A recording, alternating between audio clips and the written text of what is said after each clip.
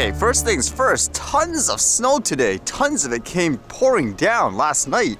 Even all these articles are encouraging everyone to stay home. How about this one? It says, BC South Coast residents urged to stay home as heavy snow chokes roads, cancels flights, and ferries. Some areas of the Vancouver Island and Lower Mainland received up to 30 centimeters of snow overnight. That's a lot. It says authorities across BC South Coast are urging residents to stay home on Tuesday after a rare major snowfall choked virtually every avenue of transportation, from grounded flights at the airport to jammed traffic on the road. Heaps of blowing snow and unusually frigid temperatures swept the Lower Mainland and Vancouver Island overnight and through the morning, leaving up to 30 centimeters of fresh powder in some elevated residential areas.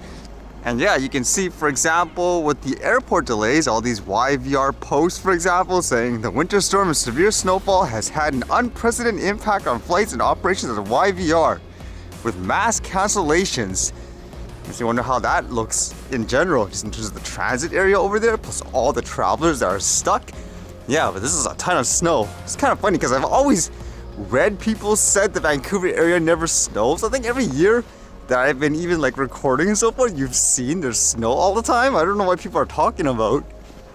Kind of interested in seeing what it's like, I guess, in various places with the snow. And I didn't have much time to read, I guess, in terms of what's going on in the world, but I read this more about Ukraine versus Russia, and this one was kind of interesting where they said they're using drones to make people, I guess, surrender, as acting as like a police officer of sort. This one says, surrender to a drone. Ukraine is urging Russian soldiers to do just that. Tens of thousands of drones have been employed across Ukraine to kill enemy, spy on its formations, and guide bombs to their targets. But this month, the Ukrainian military began a program to use drones in a more unusual role, to guide Russian soldiers who want to surrender.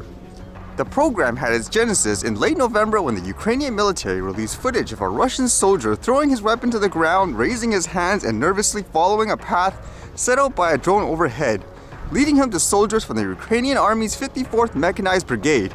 A few weeks later, the Ukrainian General Staff released an instructional video explaining how Russian soldiers can surrender to a Ukrainian drone, and it is now part of a wide-ranging effort by Ukraine to persuade Russian soldiers to give up. Can you imagine this if police start using this more frequently in a civilian, I guess, application? Like nowadays, if you see a police car, they tell you to stop, people would put their hands up and so forth. Imagine this, people would just fly a drone. I'm actually surprised they would be that cooperative in a war setting with a drone. And could it actually last that long with a drone flying, especially like in, say, bad weather and all that too? Because most of the drones I've seen in the pictures anyways, a lot of them are just prosumer drones as well. Although with that said, according to this, it says people are actually just sending people on the opposing side things like text messages to give up as well.